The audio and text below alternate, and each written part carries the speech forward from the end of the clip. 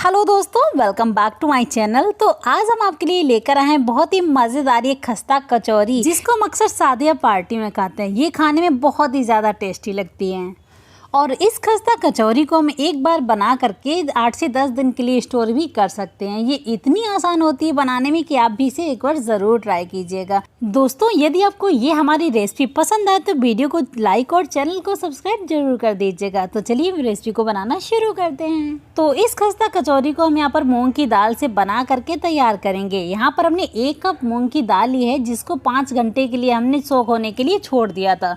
तो ये देखिए दाल यहाँ पर अच्छे से भीग गई है, यानी कि बहुत ही अच्छे से फूल चुकी है। अब हम दाल को अच्छे से धो लेंगे और इसका सारा पानी अलग कर देंगे, यानी कि हम इसको स्ट्रेनर में निकाल लेंगे दाल को, जिससे कि इसका सारा पानी अलग हो जाएगा। तो चलिए, जब तक दाल से पानी नहीं जुड़ रहा है तब तक हम खस्ता के लिए डो लगा करके तैयार कर लेंगे। तो डो लगाने के लिए हमने यहाँ पे लिया है 2 कप गेहूं का आटा और उसमें डालेंगे आधा चम्मच अजवाइन। अजवाइन को हाथों से थोड़ा क्रश करके ही डालेंगे। अब खस्ता में बहुत ही बढ़िया सा टेस्ट देने के लिए हम यहाँ पे देसी घी का इस्तेमाल करेंगे। तो यहाँ पर हमने 3 से 4 चम्मच देसी घी लिया है और इसको आटा में डाल दिया है। तो घी को हमें यहाँ पर मेल्ट करके नहीं डालना है, बस इसको रूम टेम्परेचर का ही घी होना चाहिए। इसको हमें आटा में डाल देना है। उसके बाद डालना है आधा चम्मच नमक और नमक डाल करके घी को हम अच्छे से क्रम्बल करते हुए आटा में मिक्स कर लेंगे। वैसे तो खस्ता को मैदा से बनाया जाता है, लेकिन हम इसको घर पर बनाने वाले हैं, बहुत ही टेस्टी बनाने वाले हैं और थोड़ा सा हेल्दी बनाने वाले हैं। तो हम यहाँ पर मैदा का यूज़ बिल्कुल भी नहीं करेंगे। आप चाहें तो आधा मैदा और आधा आटा भी ले सकते हैं।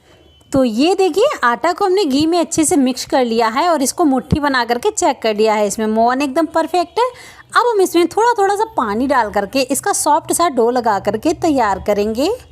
हमेशा आप यहाँ पर एक बात का याद रखें कि जब भी आपको कचौरी बनाना हो या खस्ता बनाना हो तो उसका आटा हल्का सा सॉफ्ट ही लगाया जाता है। तो ये देखिए कुछ इस तरीके का हमने यहाँ पे डो लगा करके तैयार कर लिया है। अब हम डो को 10 मिनट रेस्ट के लिए रख देंगे। अब हम यहाँ पर एक मिक्सर जार लेंगे और जो मैंने यहाँ पे दाल भिगा के रखी थी ना, वो मिक्सर जार में डाल देंगे। अब दाल को हम यहाँ पर ग्राइंड कर लेंगे। तो यहाँ पर हमें ये याद रखना है कि दाल को एकदम बारीक नहीं पीसना है, इसको थोड़ी सी दरदरी ही रखना है। तो ये देखिए कुछ इस तरीके से हमने दाल को दरदरा कर लिया है।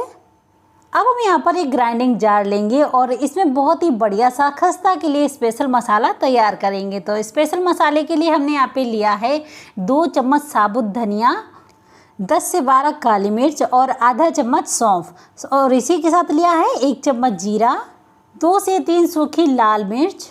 अब इसका ढक्कन कवर करके इसको भी हम थोड़ा सा ग्राइंड कर लेंगे, यानी कि इसको भी हमें थोड़ा मोटा ही पीसना है। तो ये देखिए कुछ इस तरीके से हमें इस मसाले को पीस करके तैयार करना है। अब हम यहाँ पर एक पैन लेंगे और उसमें डालेंगे 2 चम्मच ऑयल, यानी कि हमें ऑयल को थोड़ा सा यहाँ पे ज़्यादा रखना है। और जैसे ही ये ऑयल गर्म हो जाए उसके बाद हम इसमें जो दरदरा करके मसाला तैयार किया था ना, वो डाल देंगे और इस मसाले को 1 मिनट के लिए अच्छे से भून लेंगे। जैसे ही मसाला भुन जाए तो उसमें हमने डाल दिया है 2 चम्मच बेसन और बेसन को भी हमने यहाँ पे अच्छे से भून लिया है। बेसन को यहाँ पे भूनने में बिल्कुल भी ज़्यादा समय नहीं लगता है, बेसन भी हमारा बहुत ही जल्दी से भुन करके तैयार हो जाता है। तो ये देखिए यहाँ पर बेसन ने कलर चेंज कर दिया है, ये बहुत ही बढ़िया से भुन चुका है। अब हम इसी स्टेज पर डाल देंगे दाल। जो मैंने दाल यहाँ पर पीस करके रखी थी ना, वो दाल इसी स्टेज पर ही डालेंगे। अब हम दाल को मिक्स करते हुए चलाते हुए भून लेंगे। तो यहाँ पर एक बात का याद रखना है, जब हम दाल को पैन में डाल देंगे उसके बाद हमें दाल को ऐसे ही नहीं छोड़ना है, इसको कंटिन्यू चलाते हुए ही भूनना है। तो यहाँ पर हमें दाल को भूनते हुए लगभग 8 से 10 मिनट का समय लग जाएगा। तो डोंट वरी, आप आराम से दाल को भून लीजिएगा और आप देखेंगे कि दाल को हम जैसे ही भूनते जाएंगे वैसे ही इसका एक एक दाना खिला खिला निकलता जाएगा। तो आप देख सकते हैं लगभग यहाँ पर 7 से 8 मिनट का समय हो चुका है और ये दाल के एक एक दाने अलग हो चुके हैं। तो दाल हमारी यहाँ पर बहुत ही बढ़िया से भुन चुकी है। अब हम इसमें डालेंगे थोड़े से मसाले, जैसे कि डालेंगे आधा चम्मच लाल मिर्च पाउडर, आधा चम्मच हल्दी पाउडर और साथ ही डालेंगे आधा चम्मच चाट मसाला, स्वादानुसार नमक और आधा चम्मच काला नमक। अब खस्ता का टेस्ट और बढ़ाने के लिए इसमें डालेंगे आधा चम्मच कसूरी मेथी। अब इन सभी मसालों को भी दाल में अच्छे से मिक्स करते हुए भून लेंगे, यानी कि 1 से 2 मिनट ही हमें और दाल भूननी है। ये मसाले भी अच्छे से दाल में मिक्स हो जाएंगे और पक जाएंगे। अब आप ये दाल देख सकते हैं, इसका एक एक दाना खिला खिला दिख रहा होगा और ये दाल अच्छे से पक चुकी है। तो अब इस स्टेज पर हम गैस की फ्लेम को बंद कर देंगे और दाल को ठंडा होने के लिए छोड़ देंगे। तो ये देखिए, ये दाल थोड़ी सी ठंडी हो चुकी है। 5 मिनट के लिए हमने इसको पंखे के नीचे रख दिया था, अभी भी हल्की गुनगुनी है। तो अब हम इसके छोटे छोटे से पेड़े मुट्ठी बांध के रख लेंगे ताकि मैं खस्ता बनाने में थोड़ी सी आराम हो जाए। तो ये देखिए, कुछ इस तरीके के हम इसके छोटे छोटे पेड़े बना करके रख लेंगे। दोस्तों, ज़रूरी नहीं है कि जब भी आपको खस्ता बनाना हो तब भी आप ये दाल की फिलिंग को रेडी कीजिए। आप एक बार ये रेडी कर लीजिए फिलिंग और इसको भर करके एयर टाइट कंटेनर में फ्रिज में स्टोर कर लीजिए और जब भी आपका मन करे खस्ता को आराम से बना लीजिए। तो फिलिंग हमारी यहाँ पर रेडी हो चुकी है। एक बार हम आटा को फिर से देख लेंगे, आटा को थोड़ा सा मसल लेंगे। अब हम आटा का थोड़ा सा पार्ट लेंगे और इसकी छोटी छोटी बॉल्स बना करके तैयार करेंगे। यानी कि खस्ता की मैं बॉल्स छोटी ही रखती हैं, लेमन से भी छोटी। तो इस तरीके की हम छोटी छोटी बॉल्स तोड़ करके तैयार करेंगे। अब हमें यहाँ पे आटा का एक पेड़ा लेना है और इसे हथेलियों से ऐसे राउंड राउंड कर लेना है। राउंड राउंड करके इसको हल्का सा चपटा करेंगे और इसे उंगलियों से इसे खींचते हुए थोड़ा सा बड़ा कर लेंगे। कुछ इस तरीके से हमें इसको गहरी कटोरी जैसे बना करके तैयार करना है। जैसे ही हम इसको थोड़ा सा बड़ा करेंगे उसके बाद जो हमने दाल का ये पेड़ा बना करके रखा है वो इसके बीच में सेंटर पे रख देंगे और इसको चारों तरफ से हल्का सा उठाते उठाते इसको कवर कर लेंगे। तो कभी कभी आपने देखा होगा कि कभी किसी की कचौड़ी में बहुत सारा आटा दिखता है ना ऊपर, या खस्ता में बहुत सारा आटा दिखता है।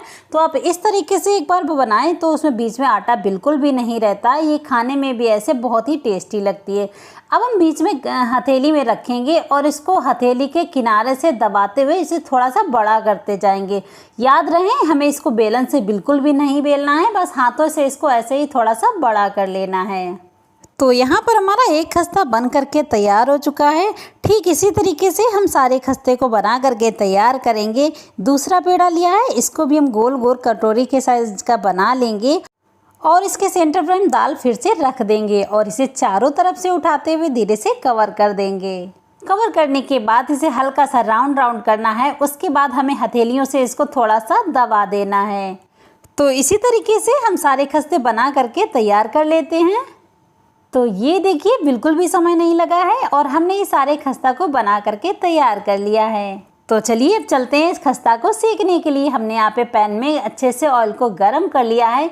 तो याद रहे, हमें इस खस्ता को सेकने के लिए ऑयल को बहुत ज़्यादा गर्म नहीं करना है, बस इसको टेम्परेचर लो ही रखना है।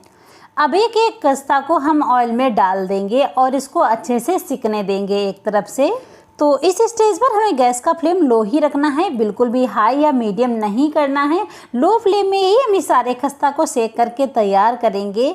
तो खस्ता को सेकने के लिए यहाँ पे 5 से 6 मिनट का समय लगेगा।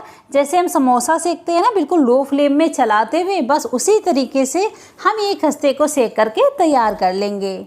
आप देखेंगे कि जैसे ही खस्ता एक तरफ से थोड़ा सा सिकेगा वैसे ही ये ऑयल में ऊपर दिखने लगेगा और जैसे ही ऑयल में ऊपर आ जाए तो इसके बाद हम एक स्पून लेंगे और इस खस्ता को सेकते हुए इसमें ऑयल ऊपर से ऐसे डालते रहेंगे, जिससे कि खस्ता ये बहुत ही बढ़िया से फूल जाएंगे। अब हम इसकी साइड चेंज कर देंगे। अब दूसरी ओर भी हम इसे लो फ्लेम में ही ऐसे सिकने देंगे।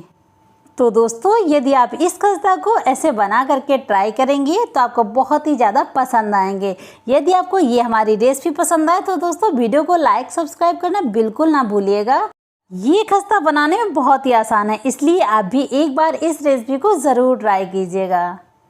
तो ये देखिए, बिल्कुल लो फ्लेम में ये खस्ता एकदम सिक करके तैयार हो चुका है। आप इस खस्ते का कलर देख रहे हैं, कितना प्यारा आ चुका है। ये बहुत ही टेस्टी लगने वाले खस्ता हमारे हो गए हैं तैयार। आप इस खस्ता को सॉस के साथ या सब्जी के साथ, किसी के साथ भी इंजॉय कर सकते हैं। ये चाय के साथ भी बहुत ही टेस्टी लगते हैं।